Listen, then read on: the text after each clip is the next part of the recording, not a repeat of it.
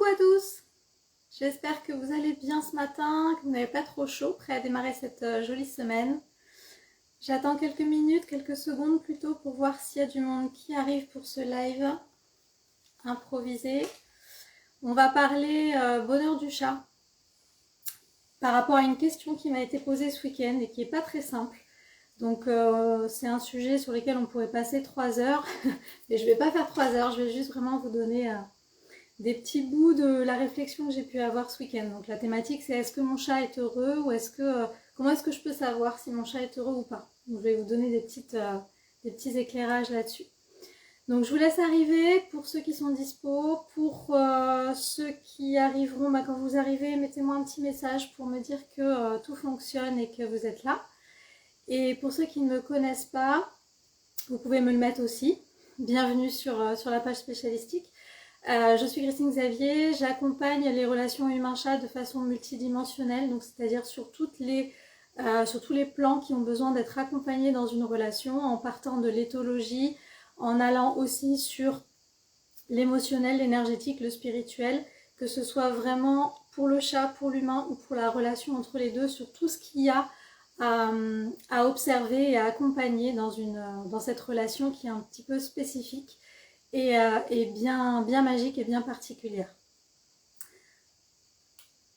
Alors, je vais démarrer. Donc mettez-moi, il y a des gens qui arrivent, faites-moi un petit coucou quand vous arrivez pour être sûr que ça fonctionne. Et puis, on va y aller. Alors, ce week-end, j'étais chez des amis et on m'a posé parmi les invités une question que j'ai trouvée à la fois très intéressante et aussi très compliquée. Très difficile de donner une réponse toute faite. C'est est-ce que mon chat est heureux et comment est-ce que je peux savoir si mon chat est heureux? Alors, c'est une question un petit peu complexe déjà parce qu'il faut voir ce qu'on met derrière le mot heureux. Parce que nous, en tant qu'humains, on a une vision du bonheur qui est humaine. Et on a tendance vraiment à voir le bonheur comme une quête, un peu comme un Graal, qu'on chercherait tous dans notre vie, où on cherche tous à être heureux, à être encore plus heureux, à se poser des questions existentielles sur notre bonheur, comment est-ce qu'on pourrait faire ceci, comment est-ce qu'on pourrait faire cela. Et on a tendance déjà à projeter ces choses-là. Et on va avoir tendance à se poser ce même type de questions pour nos chats, à s'inquiéter pour eux, à se demander si tout va bien pour eux. Donc ça, c'est une bonne nouvelle. Ah, coucou, super, merci Vismaya, ça marche. Donc, c'est normal et c'est plutôt sain de se demander si notre chat est heureux. Mais, vous me connaissez, je ne réponds quasiment jamais par oui ou par non, pour ceux qui me connaissent, puisque mon éclairage, c'est vraiment de vous apporter plus de conscience sur ce sujet-là, plus de compréhension et plus de transformation après aussi, bien sûr, pour votre relation. Donc dans ce que je voulais vous proposer, c'est que malheureusement, est-ce que mon chat est heureux ou comment est-ce que je peux voir si mon chat est heureux ou pas? Je vais vous donner quelques pistes. Mais est-ce que mon chat est heureux? On ne peut pas y répondre par oui ou par non parce que évidemment, tout comme nous, c'est fluctuant. Et qu'on peut très bien vous dire, là à l'instant T, aujourd'hui, au moment où je le vois, bah ouais, il a l'air bien. Par contre, il est possible que demain, ça n'aille pas. Or, vous allez vous baser la plupart du temps sur ce qu'on vous a dit à un instant T. Et si là, par exemple, cette personne-là, si je lui avais dit oui, ton chat est heureux, bah, elle va partir avec cette idée-là, mon chat est heureux, comme une vérité absolue, en fait, qui va être là. Et si jamais il y a des petits soucis au quotidien, s'il commence à y avoir des petits signaux de mal-être suite à des petites occasions, des petits stimuli qu'on a tous, des petites difficultés qu'on a tous, la personne va se dire, bah, je comprends pas, on m'avait dit que mon chat est heureux, on m'a menti. Alors que non, on ne vous a pas menti. C'est juste que ça va être à un instant T. Donc la notion de heureux ou de bonheur, moi ça me gêne un petit peu. Et je pense que est-ce que mon chat est heureux, c'est pas vraiment la bonne question à se poser. Je vous donnerai la bonne question tout à l'heure. Donc sur cette notion de bonheur, je pense que c'est une question que vous vous êtes déjà posée. J'espère. Est-ce que mon chat est heureux avec moi? On a la réponse déjà intuitivement. Mais la définition du bonheur est propre à chacun. Déjà en tant qu'être humain, le bonheur c'est vraiment c'est limite un concept philosophique en fait.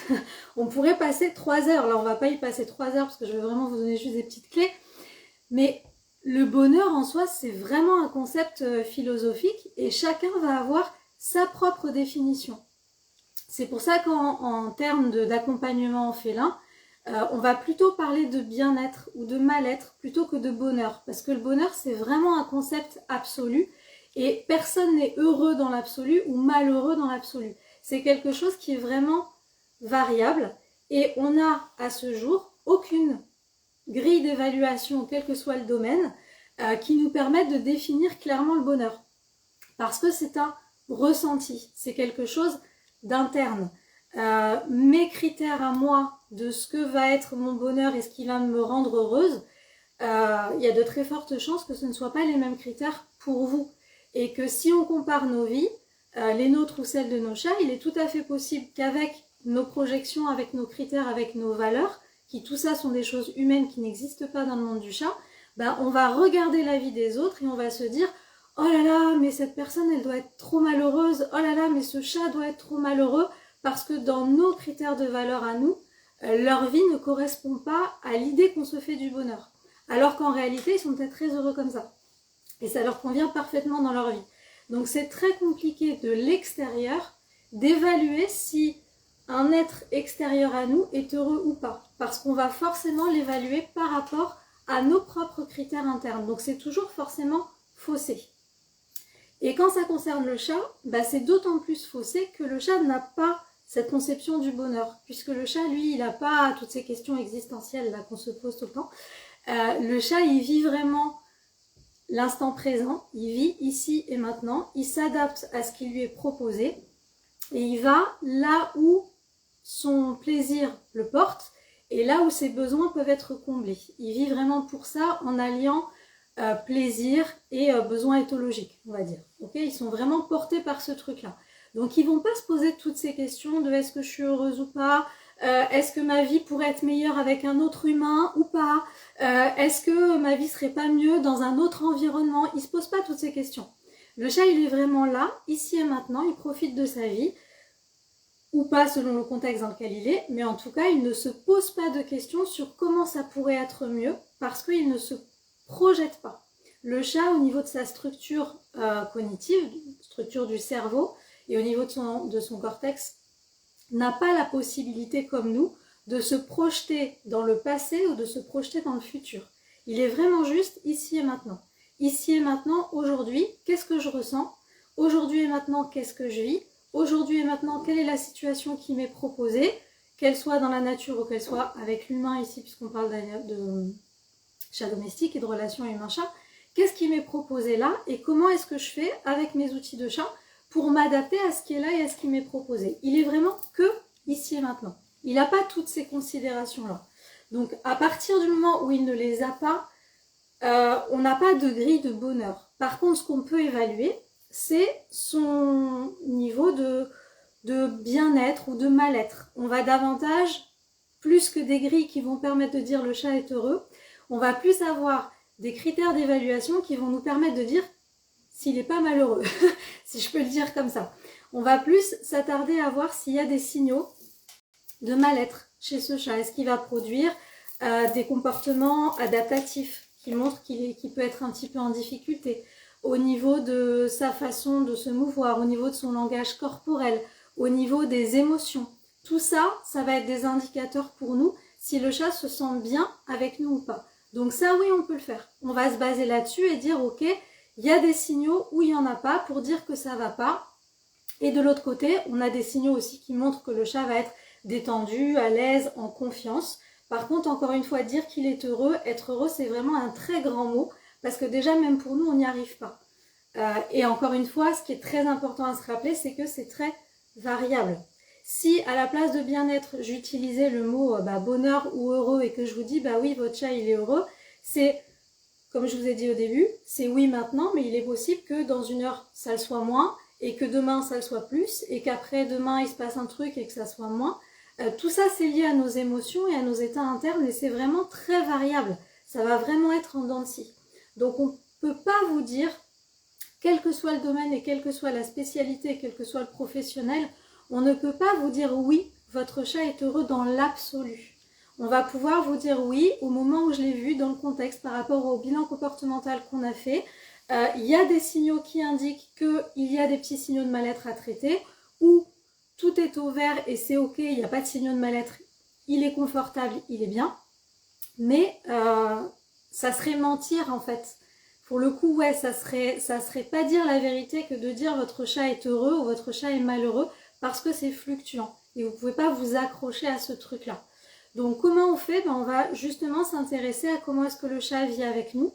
Et ces critères de bien-être, ça va d'abord être ses besoins éthologiques. Le chat va se sentir bien avec nous à partir du moment où ses besoins éthologiques, c'est-à-dire les besoins liés à son espèce, sont respectés par l'humain, qu'on a appris nous en tant qu'humains à observer, à repérer, à identifier les émotions qu'il traverse, en ayant appris, tout ça part encore de l'éthologie, en ayant appris son langage corporel, en ayant appris à observer le chat dans son environnement et en contexte, parce que c'est toujours en contexte, et ensuite évidemment à développer un petit peu plus au niveau du relationnel, de l'énergétique, et aussi en prenant soin de nos émotions à nous pour ne pas que ça les impacte.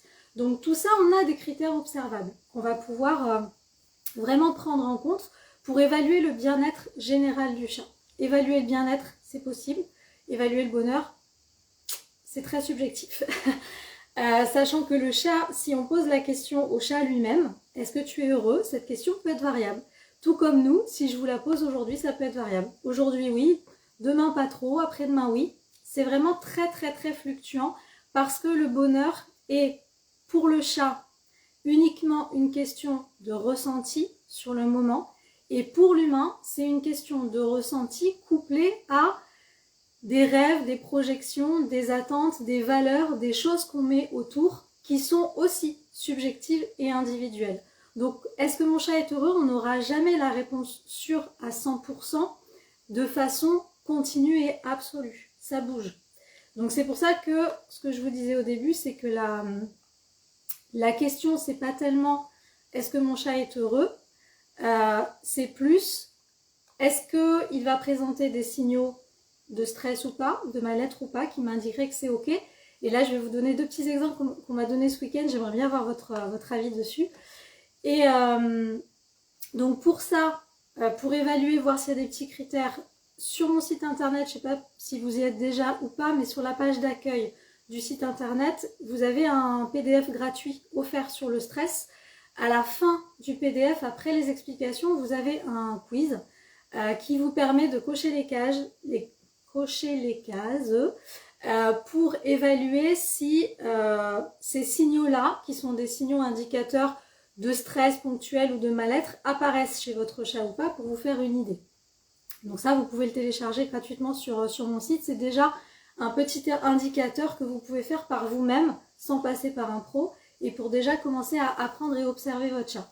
À côté de ça, la vraie question, je ne pensais pas est-ce qu'il est heureux, c'est comment est-ce que je peux contribuer au bonheur de mon chat chaque jour, un petit peu plus chaque jour. Parce que vous ne pouvez pas faire le bonheur de votre chat, dans l'absolu, de la même façon que personne ne peut faire votre propre bonheur, vu que c'est quelque chose de ressenti qui fluctue, qui bouge. Par contre, les circonstances extérieures, selon nous en tant qu'humains, la valeur qu'on leur accorde peut avoir un impact. Et au niveau du chat, ce qui entoure le chat a forcément un impact puisqu'il est très lié à son environnement et que c'est son environnement et son domaine vital qui assurent sa sécurité et son bien-être. Donc forcément, s'il y a des choses qui gravitent autour qui ne vont pas, ça peut potentiellement impacter son degré de bien-être. Ça va, oui, forcément jouer dessus.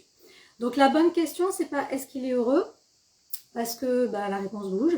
La vraie question, ça va être comment est-ce que je peux contribuer à son bien-être du mieux que je peux, en fait, en fonction des moyens que j'ai. Et cette question-là, tout le monde peut y contribuer. Ça demande par contre de l'envie.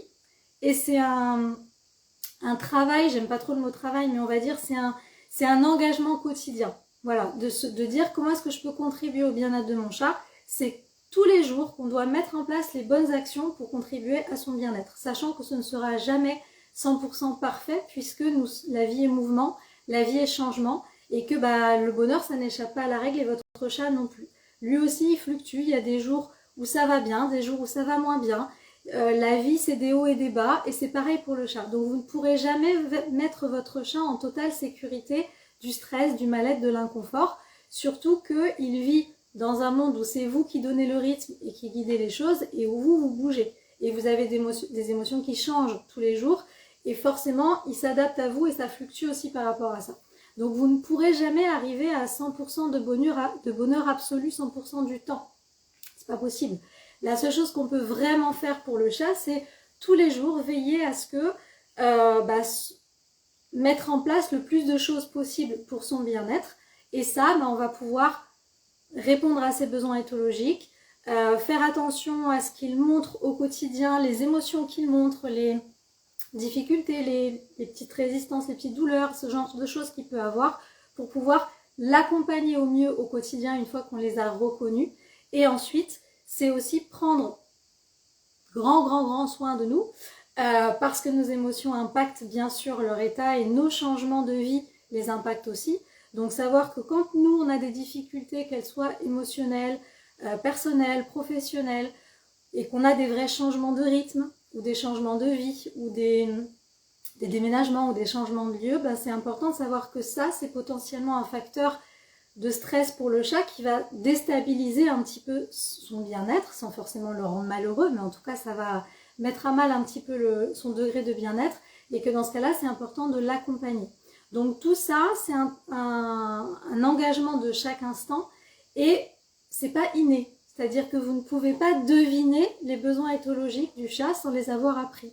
Vous ne pouvez pas deviner les besoins individuels de votre chat sans avoir passé du temps à l'observer, à le comprendre depuis son point de vue à lui, et pas depuis notre perception du bonheur, de la réalité, du bien-être.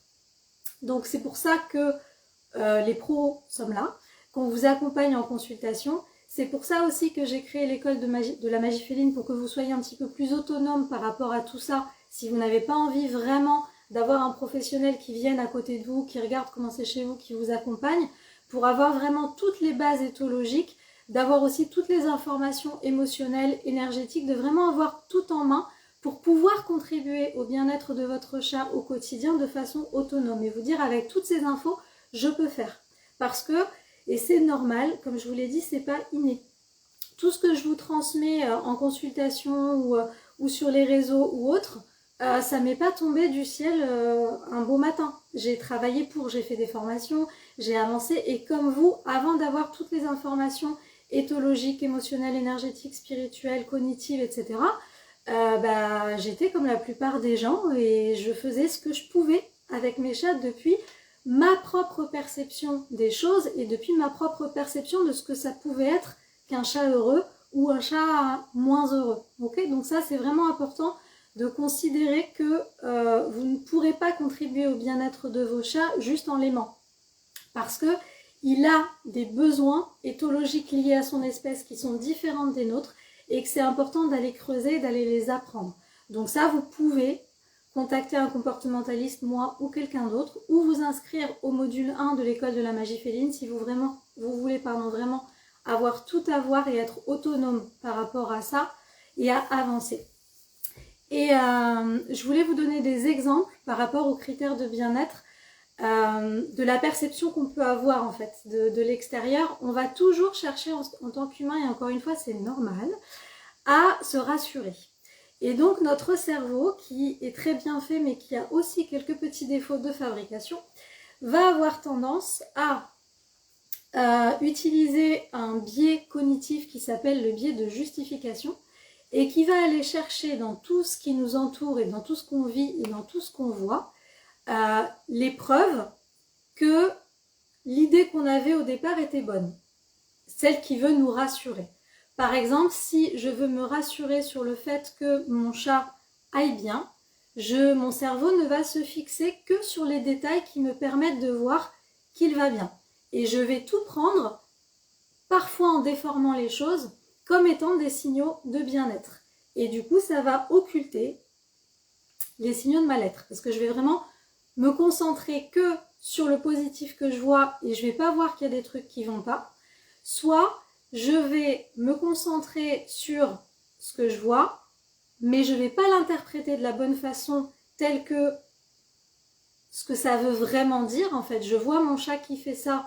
En réalité, si je me base sur les données éthologiques et si je me base sur son langage corporel et sur ce qu'il transmet au niveau émotion et tout ce que je suis en train de voir, ça me montre que, et au lieu de voir la vraie interprétation, notre cerveau et l'anthropomorphisme et notre besoin de se rassurer va poser une interprétation différente, qui n'est pas forcément la vérité non plus. Donc je vous donne un exemple de ce que j'ai entendu ce week-end pendant justement le repas chez mes amis. Il y a quelqu'un qui a voulu répondre à la question de la personne et qui lui a dit bah écoute, est-ce que ton chat a accès à l'extérieur? La personne a dit oui. Parce que ben, voilà, elle a son chat qui rentre, qui sort avec une chatière. Et déjà cette personne-là lui dit ah bah alors il est forcément heureux. Donc ça par exemple c'est une idée reçue. Et les idées reçues, les croyances qu'on peut avoir, les clichés qui tournent encore, bah, ça nous empêche aussi de voir réellement ce que vit le chat. Parce que là, par exemple, c'est pas parce que le chat sort qu'il est forcément bien dans ses pattes et que son niveau de bien-être est au top. Parce que l'extérieur, j'avais déjà fait un live dessus quand j'avais fait toute la série sur les idées reçues, l'extérieur pour un chat, c'est pas que du fun. L'extérieur, ça répond à certains de leurs besoins éthologiques, on est d'accord. Courir, chasser, grimper, explorer, ça c'est parfait. Par contre, à l'extérieur, ils sont contraints à beaucoup de stress aussi. Chasser, c'est du sport et puis ils doivent aussi faire attention en tant que proie potentielle à ne pas se faire attaquer par d'autres animaux comme des chiens ou autres animaux plus gros qu'eux. Ils doivent aussi se protéger des dangers humains qui n'existent pas dans la nature, sauf si vraiment vous habitez en totale campagne. Là, oui, le chat, il va vraiment être que avec des dangers naturels. Mais si on est en ville ou en zone semi-urbaine, il y a aussi des dangers humains. Il y a aussi les voitures, il y a aussi les bruits, il y a aussi les humains potentiellement mal intentionnés. Il y a que ce soit les comportements humains de façon générale ou juste la présence humaine qui va changer un petit peu la donne pour le chat, qui va devoir chercher des choses différentes dans son environnement extérieur. Il y a aussi la défense de son territoire, il va devoir gérer son domaine vital extérieur, se confronter potentiellement à d'autres chats extérieurs. Donc sortir, ça fait, enfin la nature, l'extérieur fait partie des besoins éthologiques du chat, mais déjà tous les chats n'ont pas la même capacité à gérer tout ça en extérieur. Donc par exemple, en consultation, je suis appelée régulièrement pour des chats qui ont des difficultés à gérer leur domaine vital extérieur, qui vont rentrer blessés tous les jours parce qu'ils ne savent pas gérer, qui s'arrachent les poils parce qu'ils vivent tellement de stress entre dedans et dehors que ça ne va pas.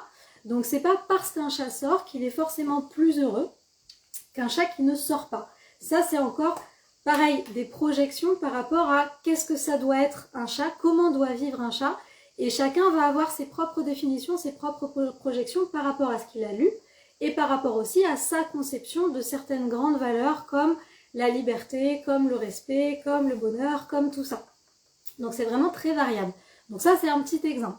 Autre exemple, la même personne donc lui dit est-ce que ton chat sort? Oui, bon alors c'est forcément, il doit être forcément heureux. Et le deuxième truc c'était, bah écoute, s'il sort et qu'il revient tous les soirs, c'est qu'il est heureux. Et là forcément, moi vous me connaissez, c'est toujours oui et non. Donc sur cet exemple-là, pourquoi oui et non? Le chat a besoin, je vous rappelle, d'énormément de sécurité. Okay, sa sécurité lui est apportée par son domaine vital. Donc il a besoin d'une zone qu'il va identifier comme étant son domaine vital, dans lequel il va construire et organiser ses ressources, et qui va lui permettre, quand il est dans cet espace-là, de se sentir vraiment bien, hors de danger, où il va pouvoir venir se reposer, se sécuriser, manger. Donc quand il vit avec l'humain, ces endroits sécuritaires, ce sont l'intérieur de nos maisons.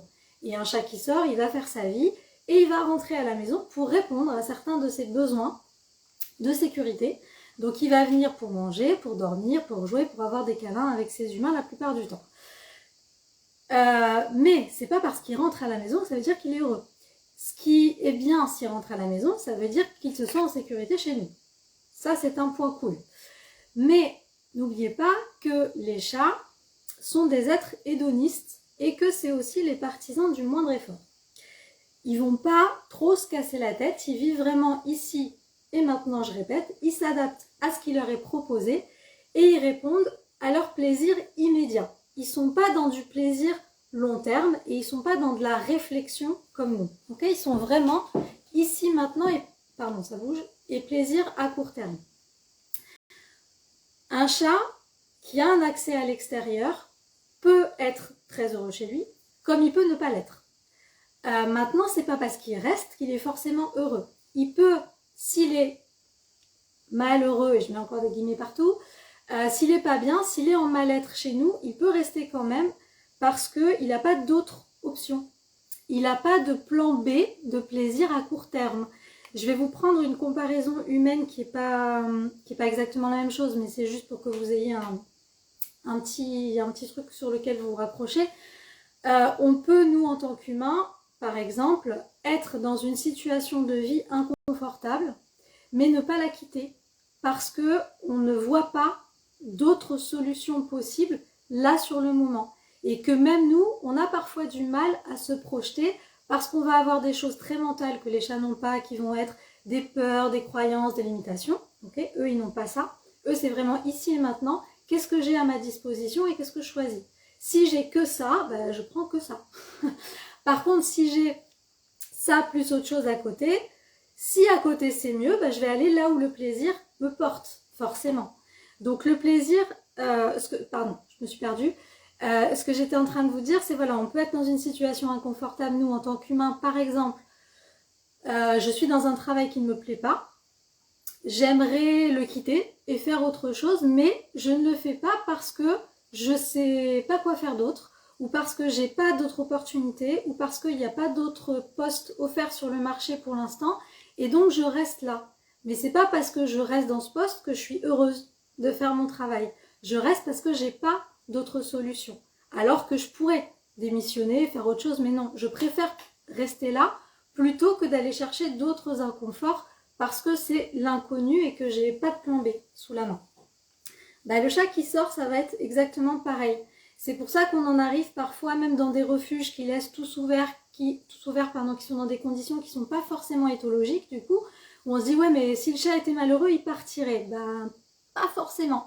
Parce que s'il part, c'est qu'il part pour du mieux. Il ne va pas forcément partir pour rien du tout. Pour partir pour partir. Le chat, il ne va pas faire ça parce qu'il a besoin de critères sécuritaires et qu'il va aller là où il y a une opportunité possible pour lui. Par contre, si on a un chat qui, là c'est plus fiable sur cet argument-là, c'est que si on a un chat où vous vivez par exemple dans un lotissement et que vous avez plein de maisons, et que vous savez que les chats, ou vous ne savez pas, mais je vous le dis, les chats mangent à tous les râteliers, puisqu'ils vont là où leur plaisir le porte, et que forcément si tous les voisins du quartier leur donnent des croquettes et sont sympas avec eux à chaque fois qu'ils les croisent, ils vont aller un petit peu partout pour élargir leur territoire et trouver du plaisir partout où ils peuvent. Et si on a des voisins qui ouvrent et qui laissent les chats rentrer chez eux, bah, c'est là par contre où on a une vision plus claire de si le chat est vraiment bien chez nous ou pas. Parce que moi ce que je vois chez mes clients régulièrement, c'est qu'on va avoir des chats qui, s'ils ne sont pas bien chez eux, et qu'à force d'aller chez le voisin, ils se rendent compte que le territoire du voisin est plus adapté à ses besoins éthologiques et qu'il y trouve aussi plus de plaisir et de sécurité au niveau concret, le chat va déserter le foyer numéro 1 de plus en plus pour vraiment s'installer chez le voisin, okay, parce que c'est son territoire vraiment qui va s'installer. Et il y a aussi des chats qui ont plusieurs maisons. Si les voisins sont ok et si vous êtes ok, pourquoi pas, d'accord? Mais là, c'est un indicateur. Si vous avez vraiment plein de voisins autour et que le chat, malgré tous les voisins autour, il passe plus de temps chez vous que chez les voisins, bah ouais, c'est qu'il est mieux chez vous, on est d'accord. Mais s'il a tendance à passer plus de temps chez les voisins que chez vous, là c'est un indicateur. Ou s'il a la possibilité de partir, là ça va être différent. Donc c'est pour ça que quel que soit le critère, là c'est deux exemples qui m'ont été donnés ce week-end, donc je m'appuie dessus, mais quelles que soient les choses que vous allez observer, c'est important de les observer toujours avec conscience et avec recul. C'est-à-dire ne pas vous engouffrer pleinement dans le truc pour vous rassurer ou pour vous affoler, parce qu'on a aussi des gens qui font l'inverse, qui voient le stress et le mal-être partout là où il n'y en a pas. Mais c'est vraiment l'observer avec les bonnes informations éthologiques, avec neutralité, pas avec notre subjectivité. Je prends d'autres exemples quand on voit des chats dans certains contextes et on se dit « Oh là là, mais c'est horrible, ils doivent être malheureux ». Et en fait, quand on regarde vraiment avec les bonnes lunettes, comme je vous le dis, avec le regard de chat, avec les informations éthologiques, on se rend compte que ce chat se sent en réalité très bien dans cet environnement et très bien avec ces humains-là, et que c'est juste nous qui projetons nos choses, nos jugements, nos valeurs, nos croyances, etc. par rapport à ce qu'on pense être bien de notre point de vue à nous. Donc le seul être capable de dire si votre chat est bien chez vous, s'il est heureux, même si ça peut fluctuer, et qu'il se sent bien, c'est votre chat. Sauf que c'est vraiment votre chat en l'observant avec objectivité et avec des données éthologiques, des données scientifiques et d'autres données aussi complémentaires au niveau énergétique, émotionnel, spirituel, mais des données observables. On se base sur des faits, on le couple à la signification éthologique, on se base aussi sur ce que le chat nous montre concrètement de ses émotions et de ce qu'il ressent, et à partir de là, on voit si le chat se sent bien ou s'il se sent pas bien. Mais c'est toujours dans des faits observables avec du recul et avec les informations éthologiques en priorité couplées au reste. Si on est vraiment que sur du subjectif, c'est compliqué.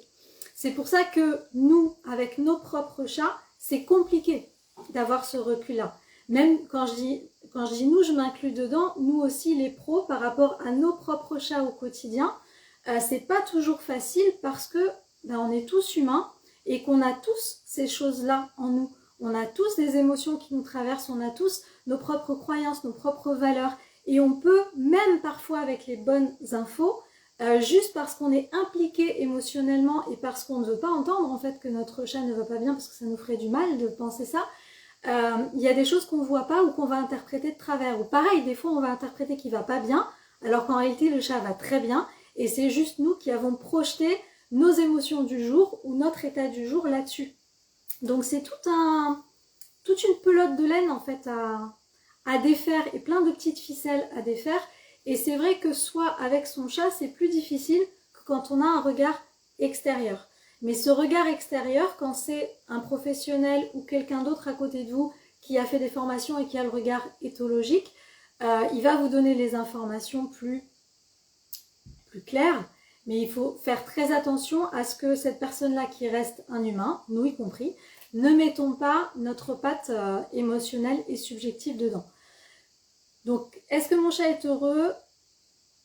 On n'aura jamais une réponse claire, absolue. C'est pas tous les jours oui ou tous les jours non. C'est instable. Et on préférera parler plutôt de bien-être que de bonheur parce que le bonheur, c'est vraiment un concept humain. C'est vraiment une notion philosophique et très ressentie et très subjective qu'on ne peut pas réellement évaluer clairement sur des faits observables puisque les critères dépendent d'une personne ou d'une autre, d'un animal ou d'un autre. Par contre, les critères de bien-être sont bien posés. Vous avez les critères du bien-être animal qui ont été posés par l'OIE que vous pouvez aller consulter sur Internet. Et après, pour les critères de bien-être du chat, on va se baser sur les besoins éthologiques du chat. Et donc pour ça, faut s'y intéresser. Parce que, encore une fois, c'est pas inné. Donc il faut s'y intéresser, lire des livres, faire des formations ou appeler un comportementaliste chez vous. Et pour commencer à débroussailler, vous avez sur mon site la grille, ma petite grille que je vous propose dans le PDF offert sur le stress où vous pouvez déjà voir certaines choses.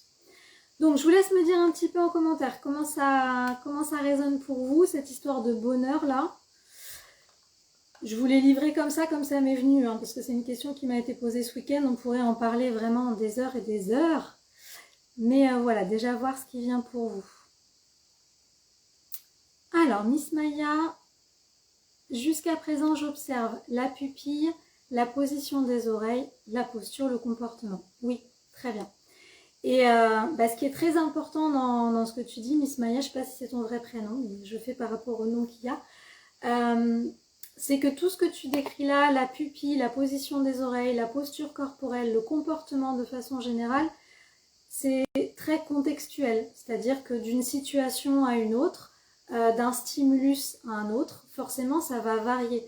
c'est pas un indicateur d'un bonheur ou d'un malheur. C'est vraiment le comportement et ok.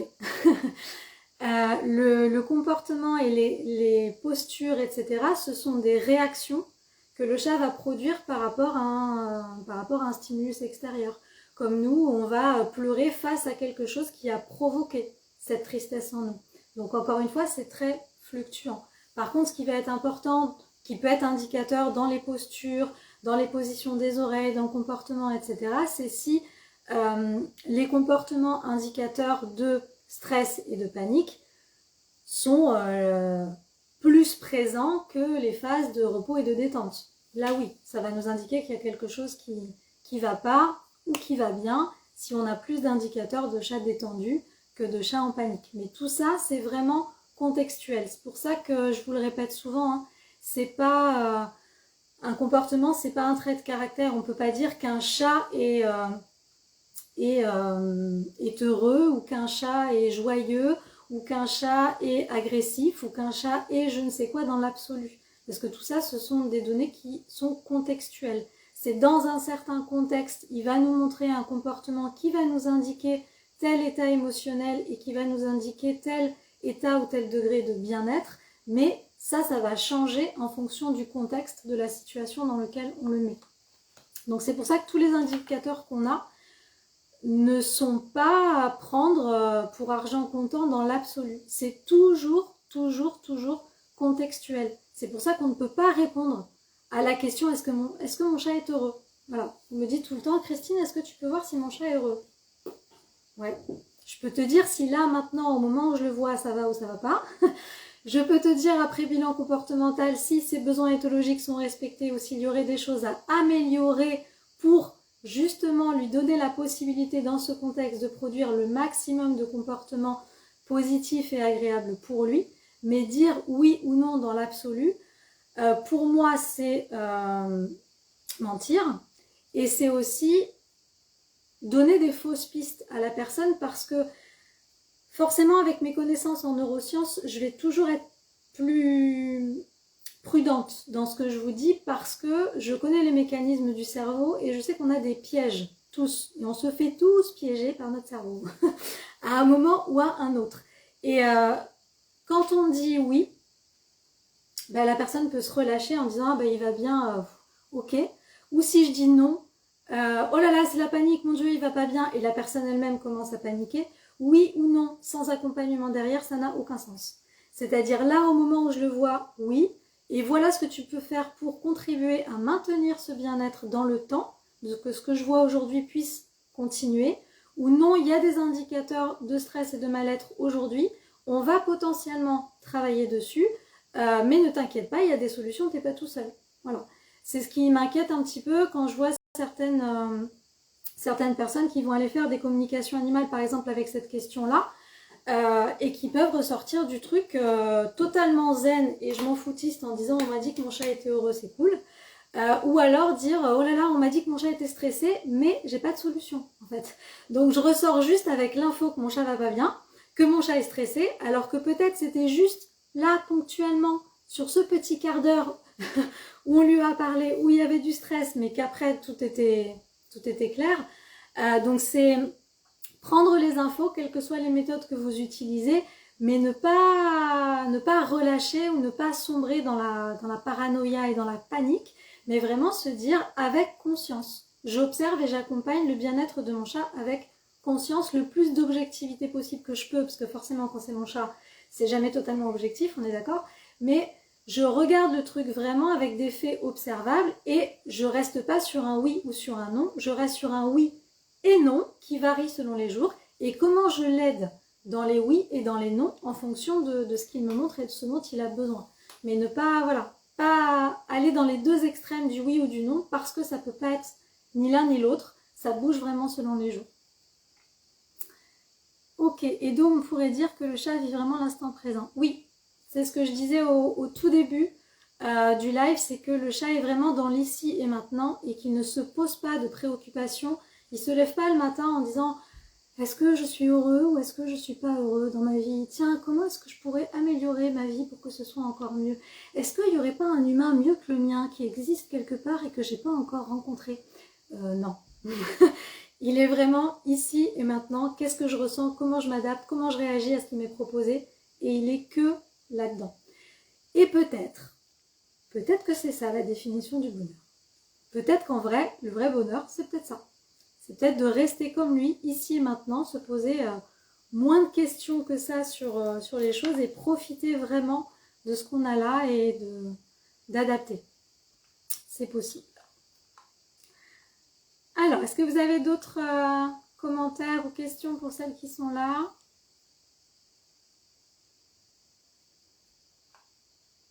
En tout cas, merci Do pour tes remarques qui étaient très très très utiles et pertinentes pour tout le monde.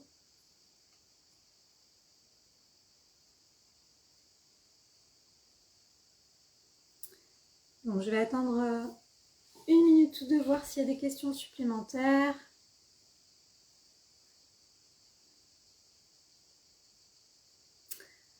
Do, c'est bien ce qu'on recherche par la méditation. Tout à fait. Tout à fait. Et la méditation, c'est vraiment un outil magique pour nous, évidemment, hein, pour nous apprendre cette présence à nous-mêmes et à ce qui nous entoure. Et c'est aussi un outil magique dans la relation avec son chat. Parce que c'est justement quand on se met en état méditatif qu'on va lâcher les choses et qu'on va vraiment faire baisser nos ondes cérébrales et se mettre vraiment dans un état de présence. Venir dans cet état d'ici et maintenant où on comprend mieux nos chats et où on peut mieux aborder les choses avec eux, où ils peuvent mieux nous faire passer des messages aussi éventuellement, parce qu'on est plus en capacité de comprendre les choses à ce niveau-là et de beaucoup les apaiser, puisque la méditation va vraiment nous centrer, nous faire aller à l'intérieur de nous-mêmes et au niveau énergétique et spirituel. Le chat est aussi là pour nous amener à ça, pour nous amener à cette reconnexion à notre nous profond. Et par la méditation, on y arrive bien. C'est pour ça que dans l'école de la magie féline, il y a tout un module consacré justement à la méditation, à la respiration et à d'autres techniques qu'on peut utiliser pour s'entraîner à cette présence, s'entraîner à cette attention qu'on a tendance à perdre un peu dans la société d'aujourd'hui pour nous permettre d'être davantage connectés à notre chat.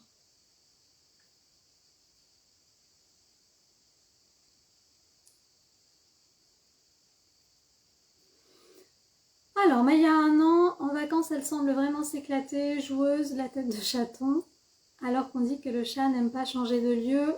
Oui, c'est vrai, le chat n'aime pas changer de lieu en théorie, mais c'est encore ce que je dis, il n'y a pas de théorie absolue pour tous les chats du monde, c'est vraiment variable d'un individu à un autre, en fonction de ses capacités adaptatives, des outils qu'il a eus pendant son sevrage, bien fait, pas bien fait, et surtout de sa sociabilisation, c'est-à-dire de tout ce qui lui a été transmis quand il était petit, de toutes les situations auxquelles il a été confronté. Par exemple, un chat qui depuis chaton est habitué à être transporté régulièrement à partir en vacances, c'est pas ce qu'il y a de plus éthologique pour un chat, on est d'accord, mais ce chat-là peut s'y adapter et peut gérer et peut, si en plus sur le lieu où il va, il trouve du plaisir, c'est encore mieux, puisqu'il est attiré par ça. Parce qu'il est en capacité de le faire. Et il y a certains chats pour qui c'est totalement anxiogène et totalement impossible de les bouger parce que ils n'ont pas les outils pour et selon leur âge. Là, Maya, elle est jeune, elle a 1 an, mais souvent, plus les chats vieillissent, moins ils vont tolérer les changements de lieu comme ça ponctuels. Après, les changements, si je pars en vacances 1 mois et que je l'emmène avec moi, il n'y a pas de problème. Par contre, les petits déplacements de partir en week-end 2 jours, ce genre de choses, ça la plupart des chats n'aiment pas trop. Si vraiment c'est séjour longue durée, ils s'adaptent, parce que de toute façon ils sont adaptables. Mais tous les chats ne sont pas aptes à ça. Mais il y en a, selon leur personnalité, c'est toujours une question de capacité individuelle et d'apprentissage, pourront le faire ou pas. Maintenant, même les chats qui savent le faire, sur la durée, ils peuvent de moins en moins bien le supporter.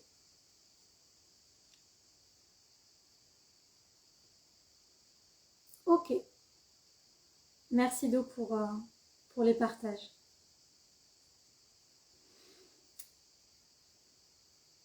Ok. Alors, je vois pas d'autres personnes arriver commenter, donc je vais vous laisser là-dessus. Continuer votre journée, parce qu'on est le matin.